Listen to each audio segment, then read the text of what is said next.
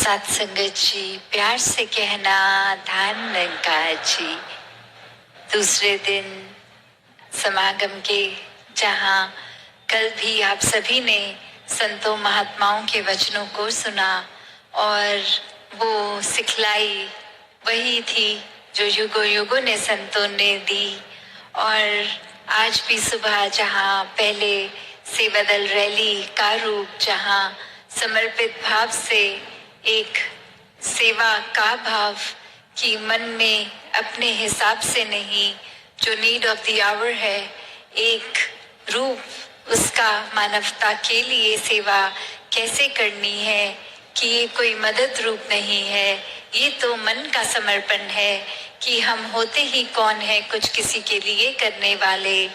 एक परमात्मा जो है और उसी का दिया ये जो रूप, तो हम जहाँ ये परमात्मा के साथ इसी के ऊपर आधारित मन को करते हैं और जब ये समझ लेते हैं कि ये परमात्मा ने जो बल बगैर बख्शा भी है तो भी इससे सदुपयोग ही हो, इस शरीर से सेवा हो सके।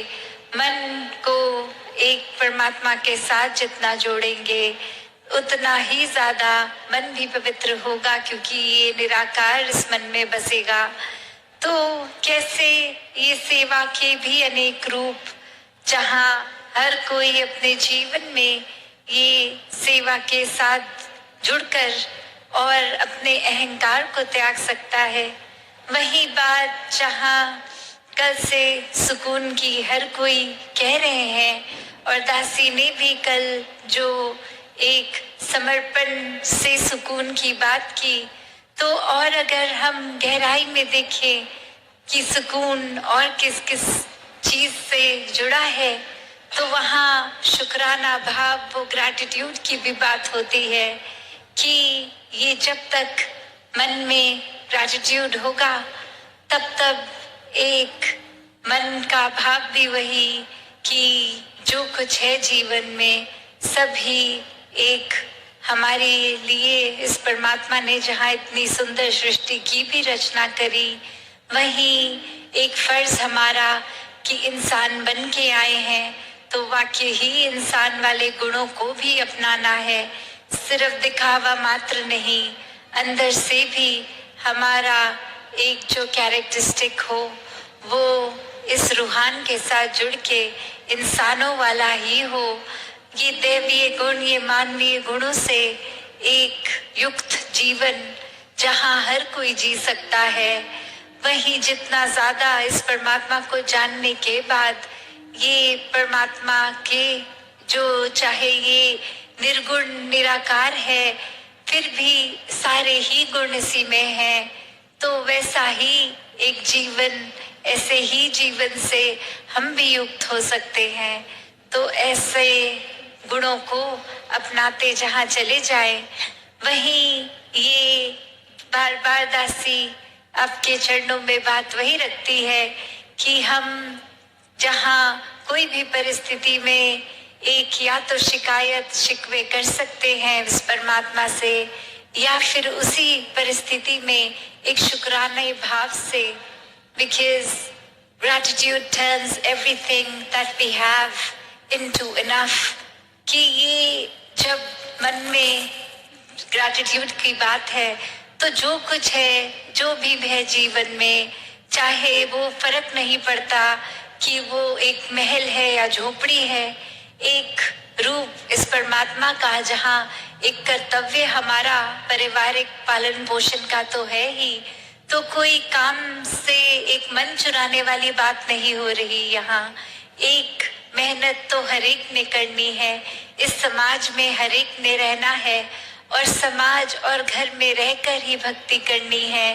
कोई अपने आप को एक घर परिवार और अपनी एक रिस्पॉन्सिबिलिटी से काट के एकांत में कहीं दूर जंगलों में जाकर नहीं भक्ति करनी, क्योंकि एक परमात्मा ने जहाँ प्लेस किया है जिस रूप में, वहीं पे करनी है। एक आंख बंद करके नहीं, आंख खोलकर हर समय की। तो बात वही कि अपनी क्षमता अनुसार जो भी जीवन में एक आर्थिक रूप, एक धन दौलत रूप, और वही जो भी है उसको फिर अपने से ज्यादा अगर किसी और का है वो देखकर अपने मन का सुख नहीं खोना। और जैसे दासी ने कुछ दिनों पहले भी ये आपके चरणों में बात रखी कि अगर हम साइंटिफिकली बात करें तो ब्रेन का वही हिस्सा है जो एक शुक्राना भाव, एक ग्रैटिट्यूड लाता है, और वही हिस्सा एंजाइटी भी लाता है। तो एक अपने उस हिस्से से दिमाग के क्या हमने करना है वो चुनाव हमारा है। वो अगर हम उदाहरण देखें भी तो अक्सर एक अगर किसी साइकोलॉजिस्ट या काउंसलर के पास जाते हैं और वो एंजाइटी के ही अगर किसी से एक सेशन हो रहा होता है तो एक बहुत ही सरल सा सल्यूशन वो देते हैं कि एक ग्रैटिट्यूड जार बना लीजिए। हर दिन आपको जिस जिस चीज को आपने अच्छा समझा, कोई गुण हो या शुक्राना भाव, वो एक डाल के पर्ची उस डब्बे में डाल दें। तो वही धीरे धीरे दिमाग को कैसे कंडीशन करते हैं कि या तो आप हर चीज से वो घबराहट, वो उथल पुथल, वो एंजाइटी ले सकते हैं या शुक्राना भाव। तो बात वही कि संतों ने भी हमेशा एक शुक्राने को ही महत्वता दी है कि जरूर हमें अगर इस निराकार दातार ने समाज में रखा है तो कुछ अगर समाज की चीजें हैं जो बदलने लायक हैं, उसको जहां बदलना भी कर्तव्य है, इसी में कुछ बेहतर है। तो बात वही कि जो इस बेरंगे के रंग में रंगा है, जो इस निराकार से जुड़ा है, वो हर समय के सुकून में जी रहा है। वो भक्ति हर समय का सुकून दे रही है, और फिर वो भक्त कभी भी अपनी एक ग्रास रूट्स के भाव को नहीं छोड़ता। एक कहानी का सहारा दासी लेके ये बात रखेगी कि कैसे एक व्यक्ति जा रहा था कहीं, और वो बहुत ही एक शहर का एक बहुत ही इन्फ्लुएंसर था, एक बहुत ही अमीर व्यक्ति था, और बहुत ही साधन, घर बार, एक गाड़ियां, और कहीं किसी लेक्चर पे जाते जाते उनकी गाड़ी खराब हो जाती है, और अब एक समय की भी पाबंदी कि ये समय पर पहुंचना है। तो अब साधन क्या सामने नजर जाती है, एक व्यक्ति अपना रिक्शा लेके खड़ा है, और अब वो व्यक्ति जब अपने रिक्शे की ओर एक वो देखकर कि मैं यही साधन अपना लेता हूँ, कम से कम एक समय से तो जहाँ पहुँचना है वहाँ पहुँचेंगे, और अब वही रिक्शे में सवार वही सोच कि इतनी गाड़ियां भी किस काम की, जब वो कहीं जाने के काम ही नहीं आई, वो खराब हो गई। और वहीं उस रिक्शे वाले पे नजर, तो वो धूप के समय में भी एक गीत की ही पंक्ति गुनगुनाते, एक मौज करते हुए, अपनी साइकिल, एक रिक्शा चलाते हुए ही उस वेन्यू तक उस इंसान को ले गए, और जहां बहुत अच्छे से वो इवेंट टाइम से पहुंच के हो भी पाया। तो फिर उस व्यक्ति के मन में आया कि ये जो रिक्शे वाले ने इतना सहयोग किया, मुझे समय से पहुंचाया, इसको कुछ इनाम दिया जाए। और इनाम के तौर पे वो अपने घर दफ्तर इनवाइट करके बहुत अच्छा एक भोजन भी देते हैं, एक तोहफों से भी नवाजते हैं। और ये सब करते हुए वो रिक्शे वाले की भी परिस्थिति पहले जैसी, जो गीत वो उस समय गुनगुना रहा, वही एक संगीत हर समय वो गुनगुनाते ही गए। और फिर एक स्वभाव उस इंसान को इतना अच्छा लगा कि बोला, आप रिक्शा छोड़िए, आप हमारे यहाँ ही नौकरी पे लग जाइए, आपको एक घर भी खरीद के दे देते हैं, उसी में रहिए। और फिर ये वही गीत फिर से गुनगुनाते हुए दिनचर्या अब वो रिक्शे वाले की चलती रही। और फिर एक दिन उस मालिक के ख्याल में आया कि ये ऐसे कैसे हर समय ऐसी भाव में रहते हैं, चाहे परिस्थिति पहले गरीबी से अमीरी की ओर हुई, और तब भी वही कामने शक्ल पे वही एक ही गीत गाते रहते हैं। एक कोई भी मन में उतार चढ़ाव नहीं आया।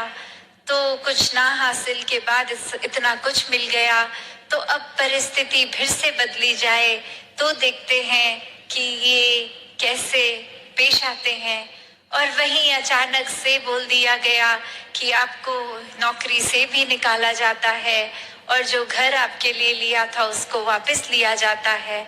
और फिर वही इंसान गीत गुनगुनाते गुनगुनाते अपनी सारी जो चाबी वगैरह सब सबमिट करके फिर अपनी ही झोपड़ी की ओर वापस उसी आनंद में।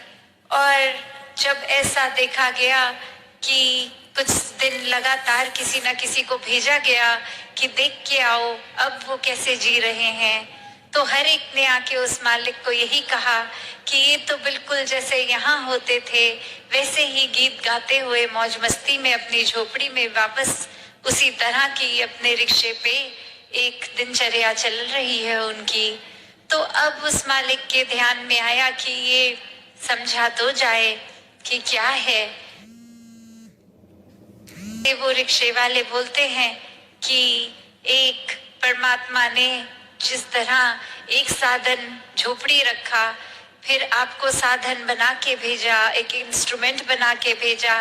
आपने बेशक वो अपग्रेड तो दे दिया, पर वो आपने नहीं, परमात्मा ने ही दिया है।